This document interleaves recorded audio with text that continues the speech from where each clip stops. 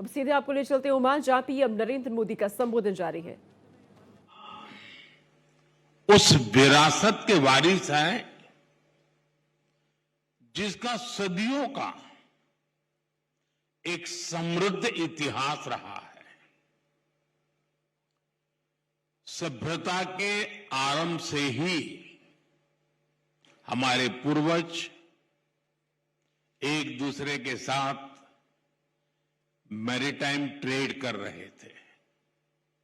अक्सर कहा जाता है कि समंदर के दो किनारे बहुत दूर होते हैं, लेकिन मांडवी और मस्कत के बीच अरब सागर एक मजबूत ब्रिज बना है। एक ऐसा ब्रिज जिसने हमारे रिश्तों को मजबूत किया, कल्चर इकोनॉमी को ताकत दी। आज हम विश्वास के साथ कह सकते हैं कि समंदर की लहरें बदलती हैं, मौसम बदलते हैं, लेकिन भारत ओमान की दोस्ती हर मौसम में और मजबूत होती है और हर लहर के साथ नई ऊंचाई को छूती है। फ्रेंड्स, हमारा रिश्ता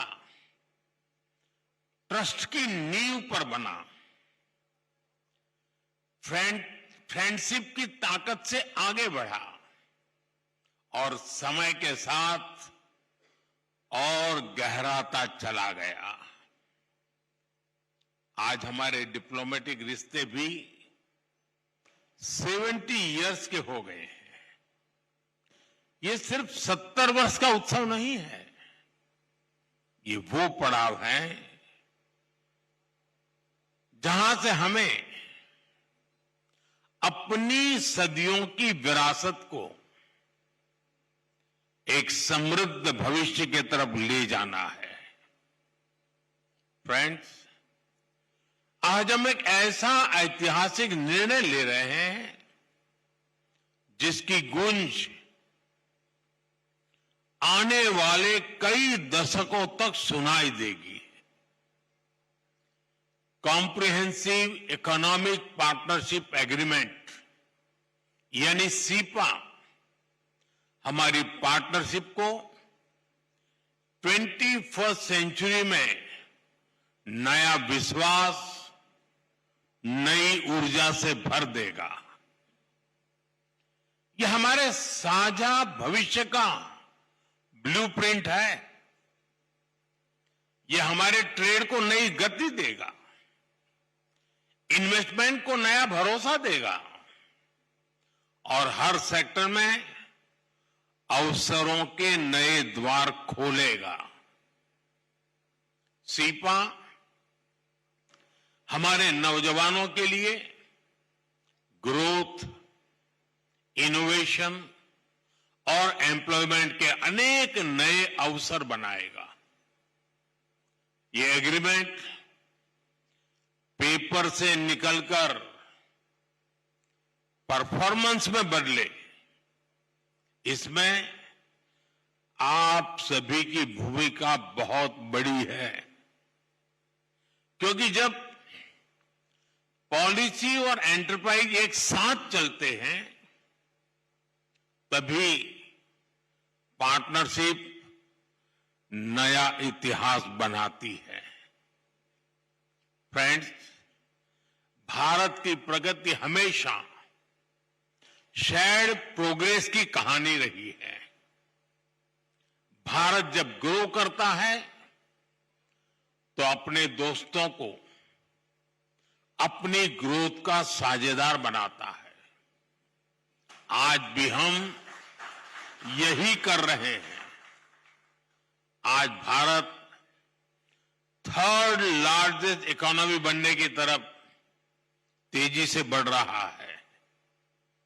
इसमें पूरी दुनिया के लिए अवसर है, लेकिन ओमान के लिए तो एडवांटेज और भी बड़ा है, क्योंकि हम पक्के दोस्त तो है ही, मैरीटाइम नेबर भी है। हमारे लोग एक दूसरे को जानते हैं। हमारे बिजनेस जगत में पीढ़ियों का भरोसा है और हम एक दूसरे के मार्केट को बहुत ही अच्छे से समझते हैं। ऐसे में भारत की ग्रोथ जर्नी में ओमान के लिए अवसर ही अवसर है। फ्रेंड्स, आज बिजनेस वर्ल्ड में भारत की इकोनॉमी की रेजिलियंस की चर्चा होती है। लोग अक्सर पूछते हैं कि दुनिया में इतनी अनिश्चितता है, ग्लोबल इकोनॉमी भी मुश्किलों में है, तो ऐसे में भारत 8% से अधिक की ग्रोथ कैसे अचीव कर रहा है? मैं आपको इसका बड़ा रीजन बताता हूं। असल में बीते 11 वर्षों के दौरान भारत ने सिर्फ पॉलिसी नहीं बदली है, भारत ने अपना इकोनॉमिक डीएनए बदला है।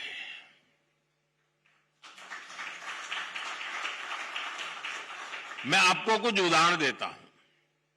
जैसे गुड्स एंड सर्विस टैक्स यानी जीएसटी है, इसने पूरे भारत को एक इंटीग्रेटेड यूनिफाइड मार्केट में बदला है।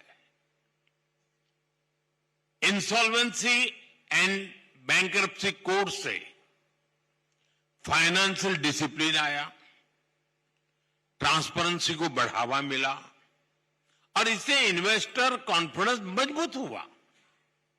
ऐसे ही हमने कॉरपोरेट टैक्स रिफॉर्म्स किए। इससे भारत दुनिया के मोस्ट कॉम्पिटिटिव इन्वेस्टमेंट डेस्टिनेशन में से एक बन गया है।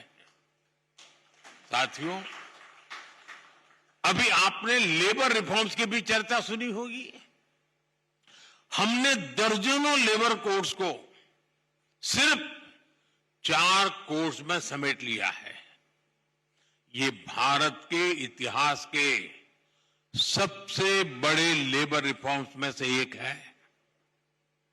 फ्रेंड्स, जब पॉलिसी क्लैरिटी आती है तो मैन्युफैक्चरिंग को भी नया विश्वास मिलता है।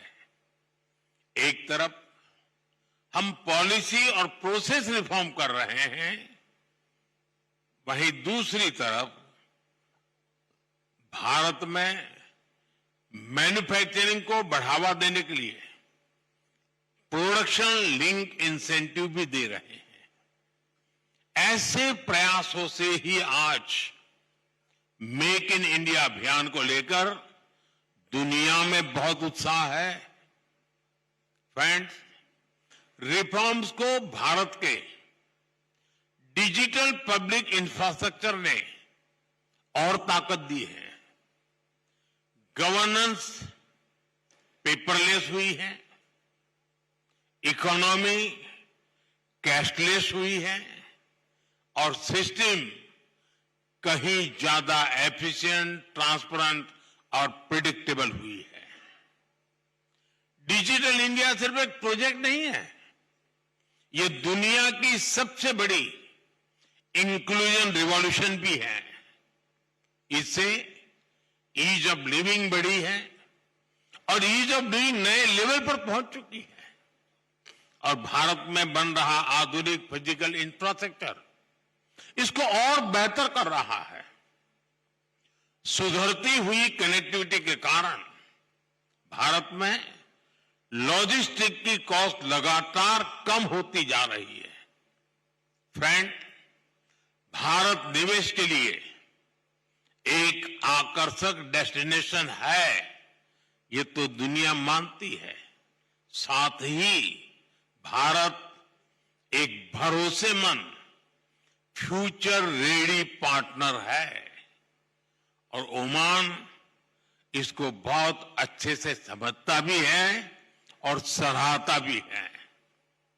हमारा जॉइंट इन्वेस्टमेंट फंड अनेक वर्षों से दोनों देशों में निवेश को बढ़ावा दे रहा है। एनर्जी हो, ऑयल एंड गैस हो, फर्टिलाइजर्स, हेल्थ, पेट्रोकेमिकल्स और ग्रीन एनर्जी हो, ऐसे हर सेक्टर में नई संभावनाएं बन रही है। लेकिन साथियों, भारत और ओमान सिर्फ इतने से संतुष्ट नहीं है। हम कंफर्ट जोन में नहीं रहते। हमें भारत ओमान पार्टनरशिप को नेक्स्ट लेवल पर ले जाना है। इसके लिए दोनों देशों के बिजनेस वर्ल्ड को अपने कुछ बड़े लक्ष्य तय करने ही होंगे। आपका ये काम मैं कुछ हल्का कर देता हूं। मैं आपको कुछ चैलेंज देता हूं कि ग्रीन एनर्जी में मिलकर कुछ बड़ा कर सकते हैं क्या? क्या हम अगले 5 वर्ष में 5 बड़े ग्रीन प्रोजेक्ट शुरू कर सकते हैं? हमें green hydrogen, green ammonia, solar parks, energy storage और स्मार्ट ग्रिड के क्षेत्र में नए बेंचमार्क्स बनाने हैं। फ्रेंड्स, एनर्जी सिक्योरिटी जितनी जरूरी है उतनी ही आवश्यक फूड सिक्योरिटी भी है। आने वाले समय में ये एक बड़ा ग्लोबल चैलेंज बनने जा रहा है। क्या हम मिलकर Indian Oman agri innovation hub बना सकते हैं? इससे ओमान की फूड सिक्योरिटी को मजबूती मिलेगी और भारत के एग्री टेक को ग्लोबल मार्केट तक पहुंचाने में मदद मिलेगी।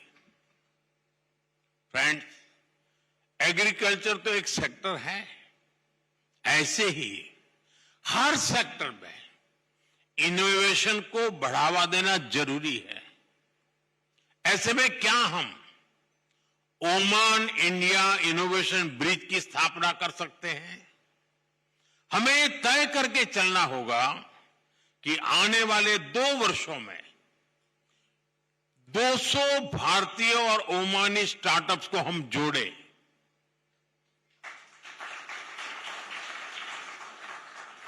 हमें जॉइंट इंक्यूबेटर्स बनाने होंगे, fintech sandboxes, AI and cyber security labs का निर्माण करना होगा और क्रॉस बॉर्डर वेंचर फंडिंग को बढ़ावा देना होगा। फ्रेंड्स, ये सिर्फ आइडिया नहीं है, ये इनविटेशन है।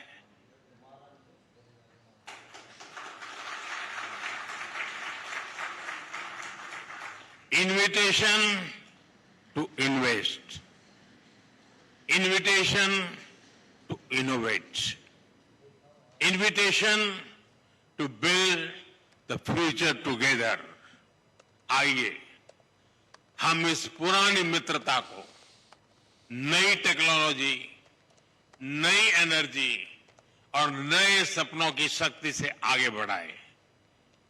शुक्रन, जय जय अलन, थैंक यू।